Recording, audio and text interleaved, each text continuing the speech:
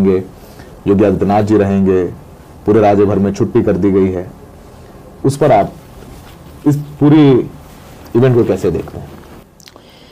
देखिए, हमारा मसला ना राम मंदिर की शुरुआत करने से है, ना हमारा मसला उसको सियासी मसला बनाने से। हमें उससे कुछ लेना देना नहीं है।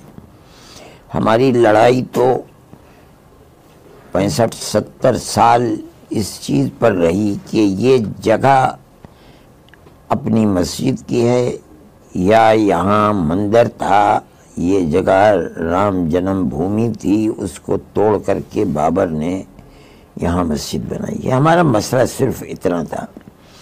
हम ये कहते थे कि अगर किसी मंदिर को तोड़कर मस्जिद बनी है और वो मस्जिद की जगह नहीं है तो हम उसको मस्जिद नहीं मानते। हमें यकीन था कि ये मस्जिद की जगह है, मस्जिद ही थी, जब से बनी है आज तक मस्जिद है, उससे पहले ये जगह खाली होगी। हमें इस बात की बड़ी खुशी है कि हिंदुस्तान की सबसे बड़ी कोर्ट ने, एक आदमी ने नहीं 3 आदमियों का फैसला आ गया और वो फैसला ये था कि मस्जिद अपनी जगह पर है, किसी मंदिर को तोड़कर मस्जिद नहीं बनी है। हमने उस फैसले को मान लिया, उन्होंने दे दिया। हम ये गलत समझते हैं, हम समझते हैं कि जब वो मस्जिद थी तो मस्जिद वालों को मस्जिद मिलनी चाहिए थी।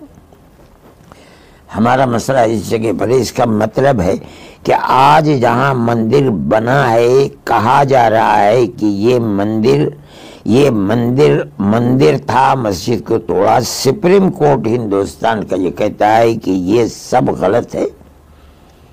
जहाँ आज मंदिर बन रहा है ये हमेशा से मस्जिद थी, यहाँ कभी मंदिर तोड़कर नहीं बना। ये राम जन्मभूमि नहीं है, मैं नहीं कह रहा हूँ, ये हिंदुस्तान का सुप्रीम कोर्ट कह रहा है और 3 जज कह रहे हैं।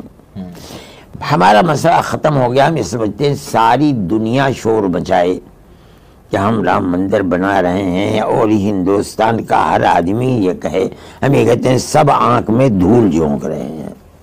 कोर्ट, सुप्रीम कोर्ट कह रहा है कि ये मस्जिद है, मस्जिद की जगह है, यहाँ मंदिर नहीं था, ये राम जन्मभूमि नहीं है, बाल्फाज़ दीगर ये कहा जाए।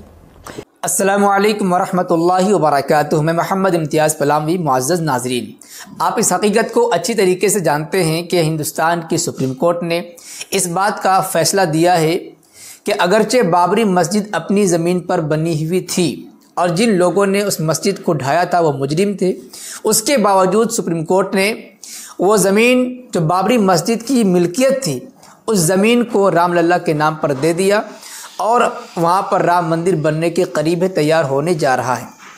तैयार होने से पहले ही कल यानी कि 22 जनवरी 2024 को हिंदुस्तान के वज़ीर आज़म यानी प्रधानमंत्री के ज़रिए उसका इफ्तिताह भी किया जाना है, जिसकी तैयारियाँ ज़ोरों शोर से चल रही है। लेकिन एक बात मुसलमान होने के नाते हमें हमेशा याद रखने की है कि जो मस्जिद एक मर्तबा शरई मस्जिद बन जाए वो क़यामत की सुबह तक ऊपर से लेके नीचे तक वो मस्जिद ही रहेगी।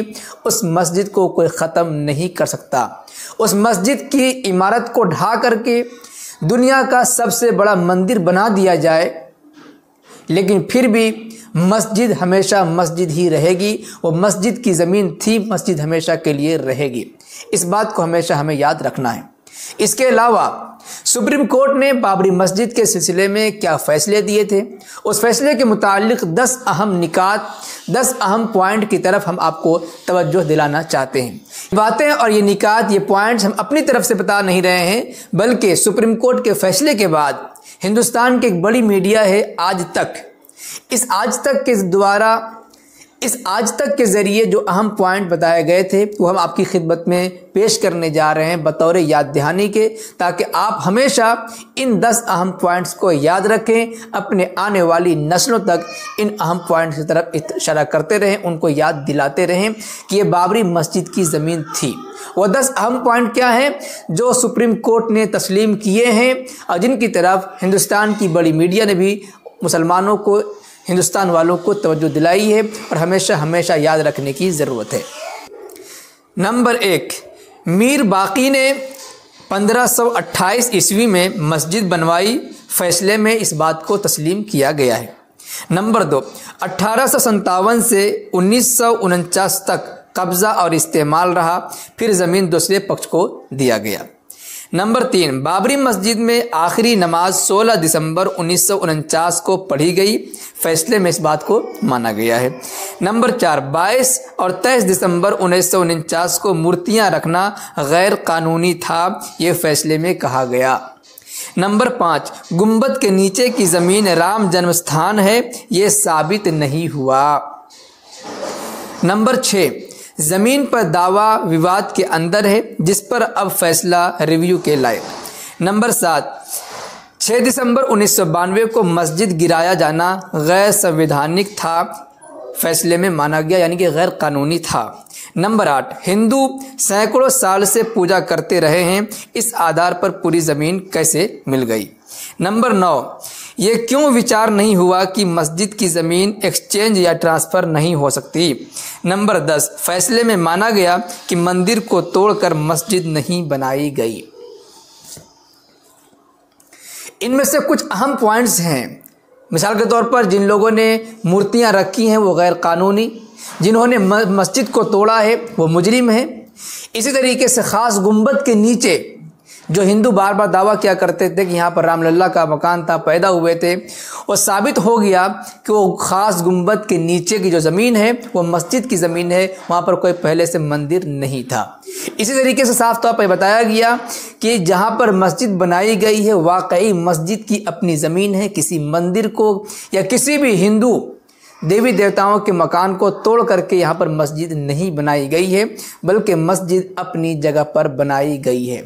माना गया कि तमाम चीज़ें यहाँ पर मस्जिद के ही हक़ में जा रही हैं, लेकिन चूँकि कुछ हिंदुओं की बातों को मद्देनज़र रखते हुए उनके हक़ में फ़ैसला कर दिया गया।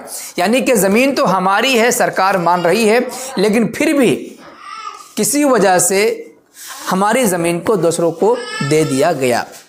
तो ये अहम पॉइंट है, हमेशा याद रखेंगे कि वो मस्जिद की ज़मीन है और मस्जिद की ज़मीन पर हिंदुस्तान का सबसे बड़ा राम का मंदिर बनाया गया है। ये कहना, ये बोलना हमारा संवैधानिक यानी कानूनी हक़ है। कानून की तरफ से हमें इजाज़त है, क्योंकि कानून ने ही ये बातें बताई हैं कि ये ज़मीन मस्जिद की है, मंदिर की नहीं है। ये मस्जिद अपनी जगह पर बनाई गई है, किसी मंदिर को तोड़कर नहीं बनाई गई। जब सारी बातें सुप्रीम कोर्ट के ज़रिए कह दी गई तो फिर हमें इस बात को अलग ऐलान कहने में न तो डर है, न खौफ है, न झिझक है, कुछ नहीं है। हम अपने हक़ की बात कर रहे हैं।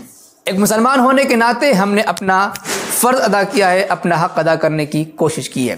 वैसे इस सिलसिले में आप हज़रात क्या कुछ कहना चाहेंगे कमेंट बॉक्स में ज़रूर लिखें। वीडियो को लाइक करने के साथ खूब शेयर करें ताकि दुनिया के कोने कोने तक ये सच्चा पैगाम पहुँच सके और मुसलमान हमेशा के लिए इसे अपने सीनों में महफूज रख सके।